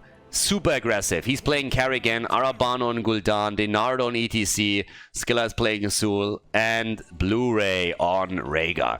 Aggressive performance from them here already from the draft. They want the aggression, and it is a typical composition where if you gain momentum and you're starting to get kills, you will very likely be able to dominate big parts of the game. But the question is, can they do that? If it backfires, they're going to be in trouble. And it's already starting to backfire a little bit. They went in, looked for the kill, couldn't get it, and ETC dies. This is a tricky composition if you want to get back into the game. Once that you've lost your advantage, once that you've lost the momentum, it can be extremely tough to claw your way back into it. The stuns aren't working, the combo is not connecting, and here comes again Spain in their attempt to get a second kill. They can't get kill number 2, but they're already doing a good job right here. So it's all about momentum for these two teams, about stacks also, not only for Kel'Thas as he's trying to get his shield up and the mana pool, but also, of course, for Cassia, who is attempting to stack the Lightning Fury as best she can. Sonya needs to be cautious. They need to be very careful now. You don't want to be overly cautious, obviously. You still want to make your plays, but at the same time, if you're up against 3 like here, you don't want to fall too far out and Sonya just gets crushed. Definitely not playing it safe. No idea where the opponent is positioned, so they lose it up at the top lane. Of course, the result is that down here at the bottom of the map, there's only 2 heroes for the Ukrainian team. And therefore, no problem for Spain to walk away with 2 camps. They take their own, they take this one, but they're losing ground at the top, and this wall is getting shredded. So yeah, nicely done here. Another combo from Kerrigan that connects. And Mal'Ganis with a Fell Claws coming in instantly. So, level 4 is in. And off we go. We have, with level 4, the Inner Light. We also got the Energy Royal, as already called out. And here's the attack. Skilla is falling, that's a kill, and that is the second one. Zul and ETC both have fallen. Sonya still sitting in the wings, saying like, hey, let's go team, we can get another one. So, up towards the top now, Sonya reclaiming, of course, the lane. The first objective spawns in the middle of the map. Gul'dan is getting some stacks together on his level 1, working on the Pursuit of Flame. We have ETC with the Prog Rock. But it's all about the first Punisher now. And I gotta say that this is currently a very good position for Spain. And the reason is actually quite simple. They have a leading experience. As long as they play this slow and smooth, they are going to grab level 7 before the opponent does. And that will help them with a talent advantage here. So that is going to give them a significant lead on this objective. It's a small window, but it is still there. Now, the one thing that you can see on the minimap, on the other hand, is that they have not split their heroes onto the lanes. So Cassia is now moving down to the bottom of the map, and that's going to give them the XP. But they have Sonya up on the shrine, and that allows them to now go for a lead with 20 skulls, with 20 stacks. But she is getting attacked right away. Spin to win immediately. They're turning it on Carrigan, and Rega is dead, alive. He gets out, and Sonya falls. Yep.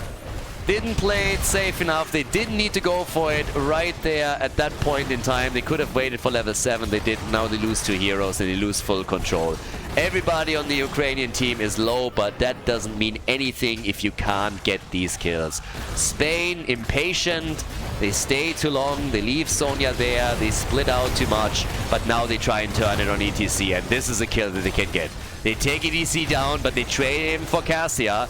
That the fight still continues. Gul'dan trying to just suck them dry over here and get back to business, as we now have Rega targeted once again, and with everybody on the blue team side back, they might still be able to get the objective, especially since Johan with his Mal'Ganis was able to force Zul back. 39 to 36, and I guess it is after all Ukraine that claims it. They lose Gul'dan in the process, but they take the Punisher. 4 kills to 4, and it is everything we saw in the previous games. And that is a bit of a problem for Yon. They're trying to bait ETC in again, I guess. But careful, Carrigan wants a piece of the action. And since the Punisher jump has already been procced previously, it means that this wall is very quickly going to fall. They bait it over again. Can maybe take it down here. Still looking for kills. But the situation is still more or less the same. Spain, I guess, honestly, I really think they had a better opportunity here in the middle if they just played it a bit safer. Which is obviously easy to say when you're just watching the game from a bird's eye view with full vision of the map as an observer and no real connection to it. Very different story if you've been fighting for 3 maps already for every single inch and barely were able to get that advantage. They're setting up another trap over here, and it's a beautiful one. Nobody apparently sees that coming. ETC is finally coming in, and here comes the Energy Royal, and ETC gets taken. That was well done. A nice trap set for the red team. And now they take the camp. They got the kill, they got the camp. 5 kills to 4. The lead in experience has been established once more, and Kelthas is nearly done with this. So, yep, here we are. Few more hits are coming. We already see the tower destroyed. We have Sonya in the middle. She gets attacked. Don't think they can get the kill on her this time, though, especially with Mal'Ganis saying hello, too. So all of a sudden, it seems like Carrigan might become the target if she doesn't pay attention here. With Stukov moving her way, that's definitely a possibility. Carrigan, and she gets out. Thanks to Zul, who gets caught, slowed, and pays the price. Zul is dead. They still deal with the mid lane. Level 10 abilities on both sides are now ready. And they are trying to go through the top lane. It's another wild game. 10 kills at the 6-minute mark. 21 stacks for Kelthas. We have 16 for Cassia. And they go with the help of Stukov again for the Nado. But in this case, at least, it's Rega who is able to help them out here. Yeah, nice little shove, but they go for Mal'Ganis, and you gotta be careful here. Good Horrifier, at least the attempt at one, but the mosh pit, damn, ETC dances alone. And don't get me wrong, he's going full Shakira on us, because those hips don't lie as he's swinging it, but nobody else is joining him on the dance floor. Everybody is intimidated by him, and Kelthas takes the opportunity to go for a kill on Gul'dan and ETC. So, yeah, the cow is struggling. ETC is in real dire straits here in this game. He's the prime target at the front, and they were able to take him down multiple times already. We have 25 stacks now for Kelthas. So far not a single fort has fallen, but Spain is pulling ahead a little bit more than that. So yeah, good stuff. I mean, really nicely done so far from the Spanish team. They have established a 1-level lead. They need a lot more than that if they want to win this series. But they're off to the races. And now, with the shrine activating down at the bottom of the map and them getting closer to level 13, they will run a real advantage as objective number 2 is being fought over. 16,000, 17,000 damage for Carrigan. She's actually top damage in the game. Cassia is at 15k. The shrine is active. And they don't have level 13 yet, but it should be there any second now. And then they're gonna have the additional talent. Shouldn't fight before they have it, honestly. They made that mistake a bit earlier. So yeah, Mal'Ganis is already pressuring them back out here. ETC put to sleep. Doesn't have the cooldown ready for the mosh pit one way or another. Yeah, there's level 13. Sonya gets attacked. Torify is in. They cannot get the kill. They can't get the kill. Here's the level 13 advantage now for them, and it gives us also the Pyromaniac. Great for Kelthas in particular, and the Virulent reaction, even more control. Phoenix is already on the ground, big push happening, but there's the combo, and Sonya is gone. Sonya gone, Ancestral on Zul. Good camp at the top 2, threatening the fort of Spain. Yeah, only 2 stacks are missing for the blue team to get the objective. They want it. The party is starting with ETC partying it up big time. Nano, does he get it for the team? Yes, they can claim it, and ETC dies again, but Kelthas has also fallen. The fight is not quite over yet. Once again, Mal'Ganis is putting them to sleep. In comes Cassia. They want to go for the doggy. They're trying for Rega. Can't get the hit in here, but maybe they can still go for Zul or for Karrigan. There's the root and the kill. Zul is dead. Nicely done by Stukov. Virulent reaction kicking in. Johan has to be careful. Always attempting to turn it.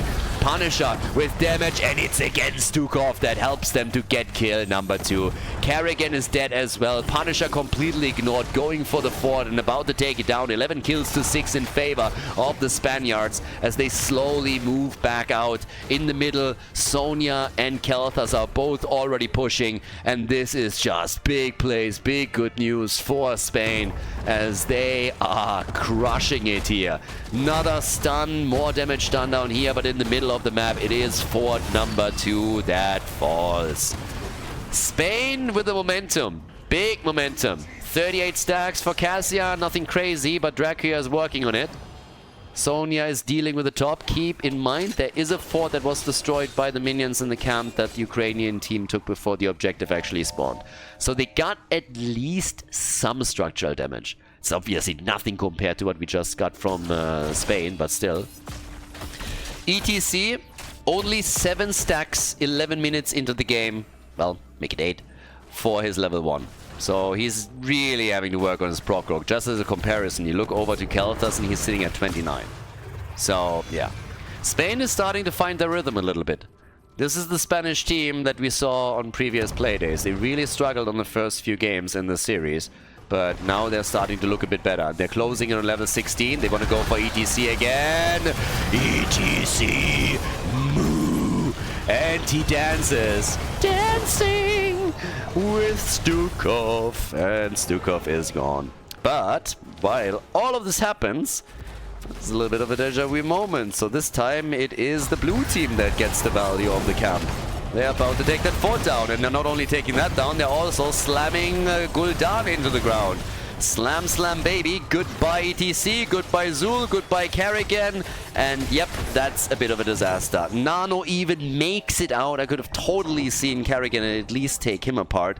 But nope, and instead they now have to decide what they want to do. Push in the middle seems to be it. That's where the next objective spawns as well. And the Ukraine is falling apart. Ukraine is starting to slowly fall apart here. They have a 2-level disadvantages. They're 8 kills behind. They're losing the gate in the middle. The keep is going to take, I want to say not too much damage, but they're going to put a bit on it. Top side, of course, is still pushing while all of this happens. That makes matters even worse. So it's just multiple lanes on which they are being attacked. And the next objective, pushing through the middle, could become a problem for that keep if Spain takes it once again. ETC has died 6 times. He's been the punching ball in this game at the front, and they dealt well with him. And as I said, this is a game and a composition in which the Ukrainian team could have done so much if they gained that momentum. If you get continuously power slide into a Karrigan stun, into the damage pushed out by Gul'dan, maybe a Horrify later, you grab momentum, you build a lead, and it's going to be nearly impossible for the opponent to deal with it. They were prevented from doing that. Spain dealt well with it, Mal'Ganis in particular, but also, of course, the stuns that are coming from the gravity labs on the side of Kelthas. They didn't engage into the choke point there either, as they realized that the Ukrainians would get level 16 and fight on even talents. So now it's about the objective. You have a 2-level advantage, that's a stats lead that you already call your own. And this is an opportunity to make another play here. Zul already in play. Yep, gets the jailers out. Making another quick move. Yeah, what can they do up at the top? Can they push them out again? 10 stacks to 1. They're starting to engage into this. Yeah, Mal'Ganis is trying to move in from the side. ETC! Ancestral is needed, and well, they are trying to turn it on there's the party! And that's a kill. Mal'Ganis gone, but so is Zul. Rhaegar is also taking damage as Karrigan is coming in for a combo, making a move for Kel'Thas, and that is the end of Nano. But Sonya is slamming it out with the backline, going for Rhaegar after killing Gul'dan, and they are hoping for more here. 31 stacks to 12, still a camp at the top that they definitely should consider too. They forgot about it earlier and they lost the camp because of it. Sorry, they lost the fort because of it. Now it is Cassia who's getting the damage in. 2 versus 2, ETC and Karrigan, and against these two, they're trying for Stukov and they get him! But this is gonna be a kill against Karrigan, and it seems like Draka is hoping for even more, but the Punisher is now taken. The problem is, it's not only the top keep that might suffer, it's the keep in the middle that is also getting taken down by all of this here. So yeah, interesting situation for sure.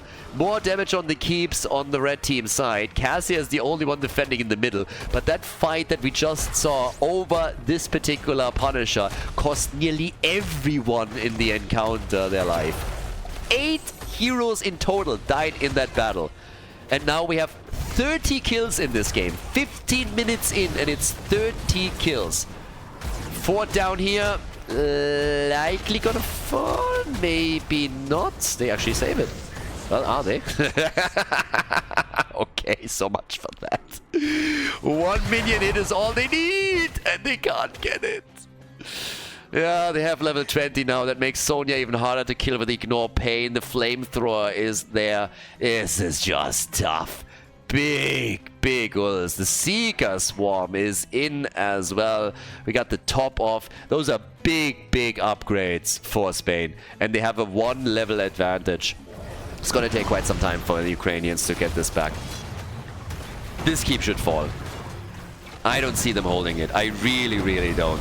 It's just too much. Oh, well, they're going for the Horrify. Cassia is dead. Hello. Another dance party, but this time they're trying to go for the kill. The Bat is already unleashing the 20, and that was nicely done by the red team. Damn. Not shabby, boys. That was good. They got the kill on Cassia so quickly, thanks to the Horrify from Gul'dan that absolutely destroyed them. And now the Ukrainians, they want the experience, they want level 20, and they want that bloody fort in the middle. But Rhaegar is about to commit Sudoku. Rhaegar is just coming in here and committing Honorable Subaru for whatever reason. Wanted to go for it and said like, ooh, look, it's a freebie. It's a free kill. And guess what? There's a second one. By Zul. Pops like a pimple as the... Well, I think... Hello? Team? What is happening here? They lose 1, they lose 2, they might lose 3. Yes, they kill Stukov, but I don't think that ETC is gonna make it, or does he? Yeah, they're chasing him down, and that is a 3-for-2 trade. 3-for-1 trade, actually, at the end of the day, in a 5 versus 4 situation. Bananas. Absolutely bonkers. This series is just nuts. Game 1 to game 4, and it is all over the place. It's just crazy. 9 kills ahead, level 20 for both teams. That gives us the death metal. Death metal is in. They want the keep, they get the keep. And they're leaving it at that. They can steal the camp at the top. Can try and push through the gate here. ETC, by the way, is still not done with his level 1 quest. I have no idea how that's even possible. We are 17, 18 minutes into the game. How can you only have gotten 15 globes so far? Crazy. Absolutely crazy. Great Morshes by him. Good zoning. He's on the squishy side. He gets targeted a lot, so he is dying a ton. But he also helped them to get a lot of kills. Shrine is activating in 9 seconds. ETC is back. But this is a big one. And yeah, there's one camp now pushing in. One Shaman camp, so should probably be defeated here. They're getting another one bot side. Bit more experience, bit more pressure. And this is honestly a threat to the top keep. It really is. Yep, the top keep is under pressure now. This is going to cost them a couple of hit points here. If it costs them ETC down there at the bot lane, then that's a very different story, though, because that could mean game. The Horrify is great, though. Horrify is good, and Khaldor, he's the one with the big plays. Bot lane, big pressure. Double camp and a mercenary camp. And up at the top, yes, the keep is taking damage down here. Similar situation, soon TM. But of course, we're fighting for a Punisher. And it's a 5 versus 4. Khaldor is the big asset that the Ukraine has. Arabano is dropping murderous Horrifies on them. And every time he does, he takes down Melganis. They get the Punisher. Down here, yes, the keep has taken damage, but it's not destroyed. Look at Sonya, though. Sonya is moving in now. Sonya's going for it. She could go for core. I'm not even joking. We've seen this in previous games. We've seen this in other games. She goes for it right here. If they have vision, Keltas gets killed. Oh boy, now it's a problem. And Sonya's on the core. Sonya's on the core exactly as predicted. 2 of them already hearthing. Over here, this one falls. Sonya has to back out. Sonya has to back out. She should try and get away here. Doesn't have a leap that she can use in this situation.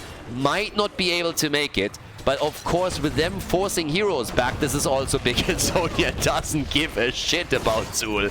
The core is losing hit points. 87%. And Zul is just sitting there like, team, I need help. Core is losing hit points. 74%. Down here, it's another push coming in by the Ukraine. Guys, this is going down to the wire. What's going on here? 61% on the core. ETC is now back as well.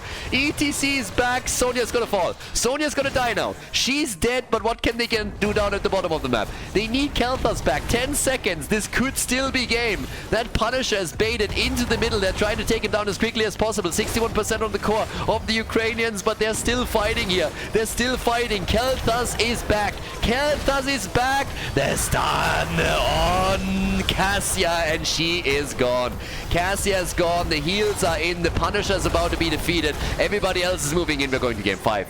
Are we going to game 5? We might go to game 5. Stukov is dead. What the hell is happening? This cannot be real. They go for a game, and it is a victory for the Ukrainians as they force map number 5 in this series. It's just bonkers.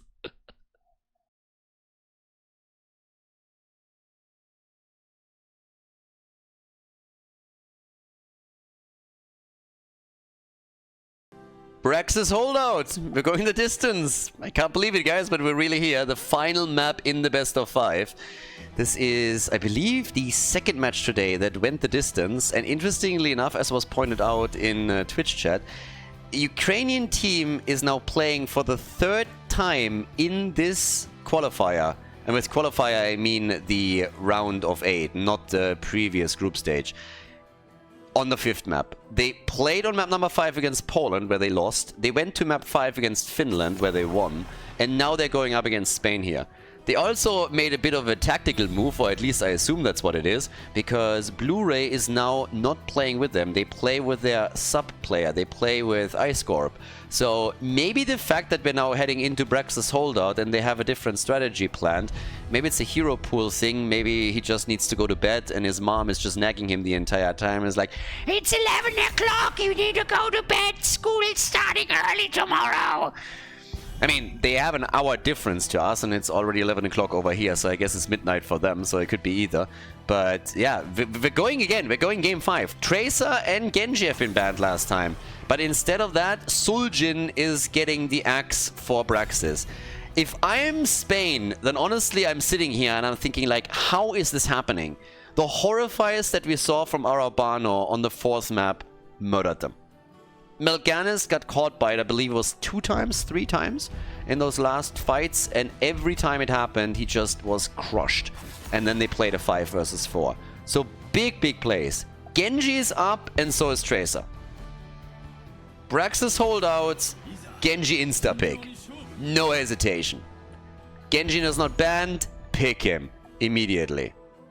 The map was chosen by Ukraine. So, yeah, it is a spicy series. Just crazy. Absolutely crazy. So, as is, we now have our opening for the red team, Uther and Artanis. And again, 40 heroes are now unplayable. So you still have roughly 50 left that you can pick from. Another 6 get banned in the draft itself, of course. So that limits it a bit more. That means half the hero pool is available. But we could see some crazy picks happen. Not too crazy, but a little bit outside of the box. Uther as a support makes sense. I would be honestly would be surprised if they don't take a support themselves right now. Tyrande Imperius immediately. Imperius, he could play top lane, he could play bot lane, so they have him in multiple possible scenarios where they can adjust. Right now it's the main tank that made the pick, but they could always swap it over to the side laner. And yeah, it is gonna be an interesting one. I cannot believe that we went the distance. And every game a banger. Every single one of them. They ban Khaldor. That's what's happening in game number 5 only.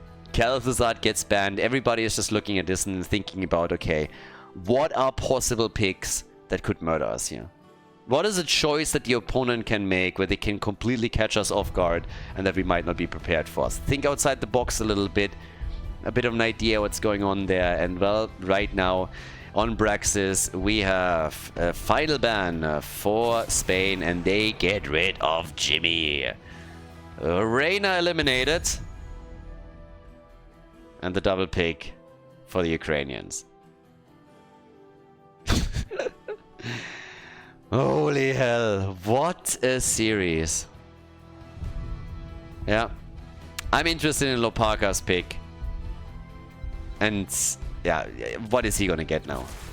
Tassadar and Zarya. Alright, that is already a pretty aggressive start. Zarya with siege potential, great in the 4-man, she always is. Another hero, by the way, that so far made it out of the ban phase is Medivh, so technically he's still up too. You can facilitate rotations with him on the map if you really wanted to.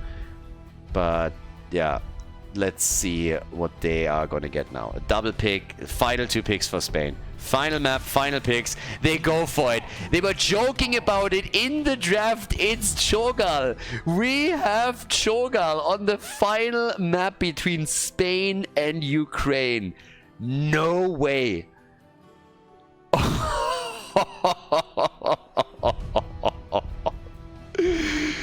Oh my god. And the last pick in the best of 5. The final pick. It is Morales. Uther Morales. Uther main tank. Oh my god. Guys, Braxis. The final map. Let's go. Braxis holdout. The final map in this series. Spain against Ukraine with Cho'Gall. Let's go. Game 5. Such an important map for both of these teams now. Everybody wants to qualify for the offline event. They want to qualify for the event in Germany at the Experian. And here we are, the final map between Spain and Ukraine. An incredibly important map for both of them. Who takes it? Exilom on the left side on Tyrande for Spain. Drake on Gal. Nano on Genji. We have Johan on Imperius. And Pepinazo is playing Cho. They went for Cho'Gall on the final map, and on the side of the Ukrainian team we get a double support. Uther doubling as a main tank, played by Denaro. Araban on Zarya, Ice Scorp on Artanis, Skilla on Morales, and Lopaka on Tassadar. Paperclear down at the bottom of the map. Cho'Gall starting things off with, "We see you." Yeah, we see you too. Believe me, we've seen the pick. And the calloused hide on the side of Cho. So, can they pull that off? The sustain obviously is absolutely out of this world when we're talking about Ukraine. Not only do they have the double support, again, Uther of course being also the main tank, but they also have on top of that Zarya, which helps them even further. But Morales, yeah, Mokus Forales strategy nearly working out, but Cho'Gall has to be a bit careful too. He's not quite as invincible as he is. I mean, he's never going to be fully invincible, but definitely as the game continues and he gets a few more options for talents that can help to keep him alive, it's going to be more and more tricky to really take him down here. So the walls are there. Yeah, once again, we get the wall plays from Tacita. Always trying to isolate Shogal as best as they can. But they get really careful on this one.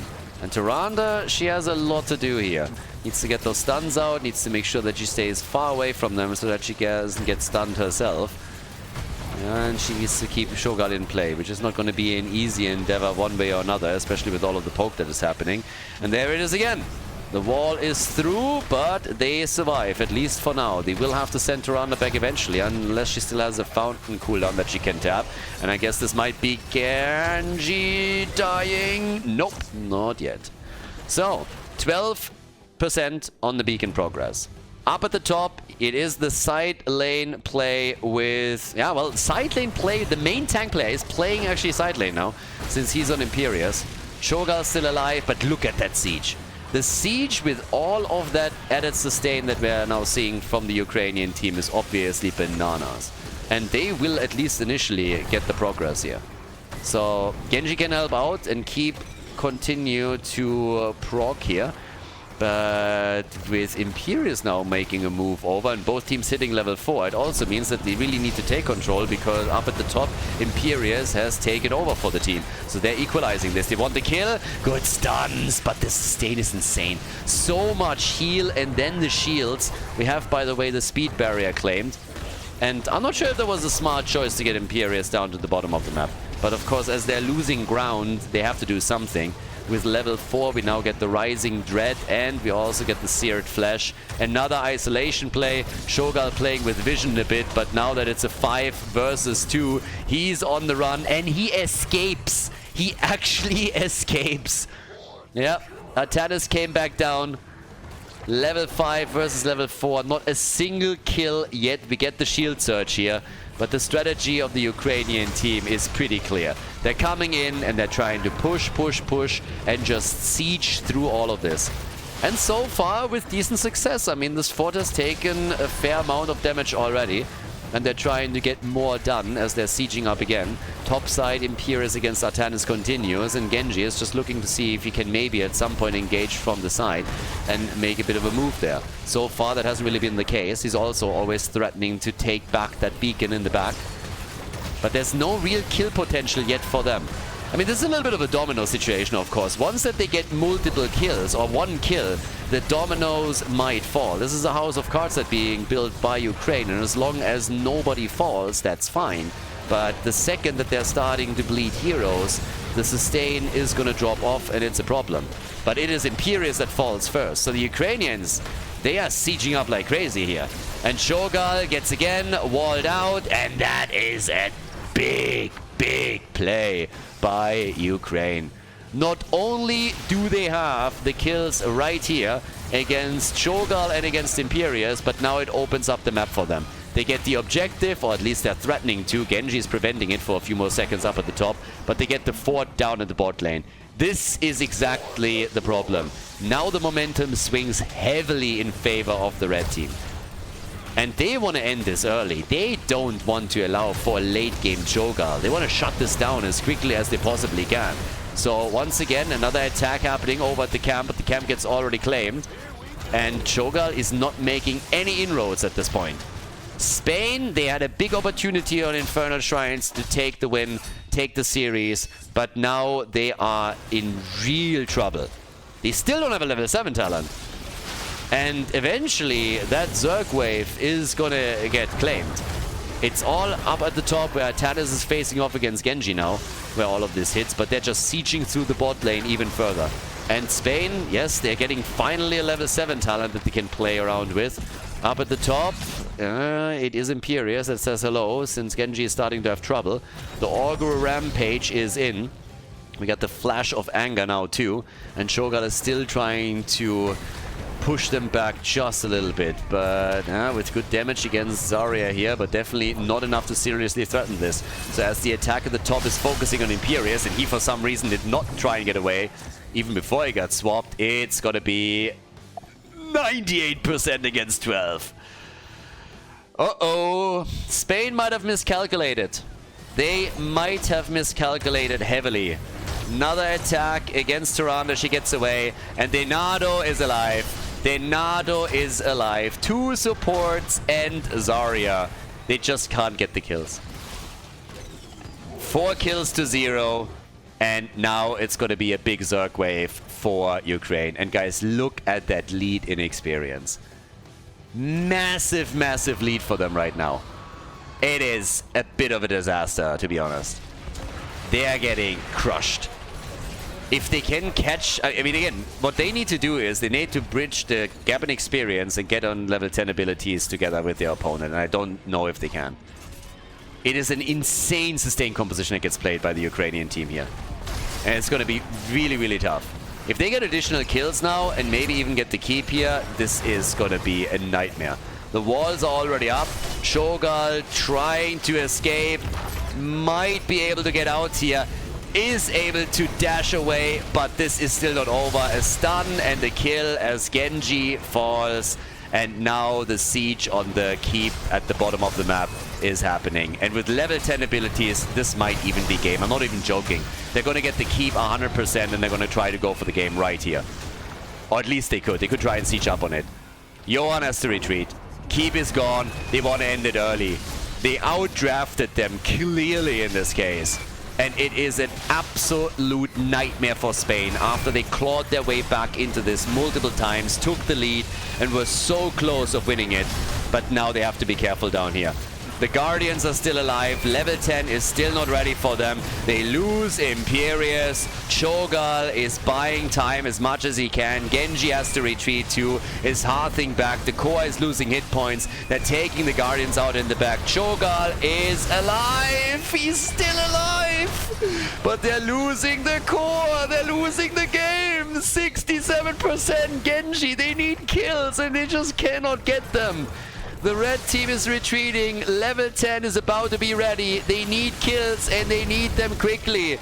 There they are. Heroic abilities. Another wall is being used. They need to close that gap and connect them. Genji wants the kills. Can they claim a few? No, they cannot. Ukrainian team is just simply moving away from it. They're just simply dashing out and saying like, nah, no, thank you. See you guys later. Not happening. Tap the fountain, back on full HP. And here comes the move, trying to finally get a first kill. It's insanity. It's honestly insanity. I mean, as the game continues, obviously, there's a bit more kill potential, especially from Cho'Gall, also from Genji. But they've lost so much already. Their core is down to 66%. The bottom keep has fallen. They need to try and still claw their way back, since it would mean so much for their plans to make it to Berlin. Poland is watching this too, by the way. Poland is watching this game and they are very happy with what they're seeing. If Ukraine wins, it's great for Poland. Poland won their match against Ukraine with a 3-2. They're looking strong. They're looking good.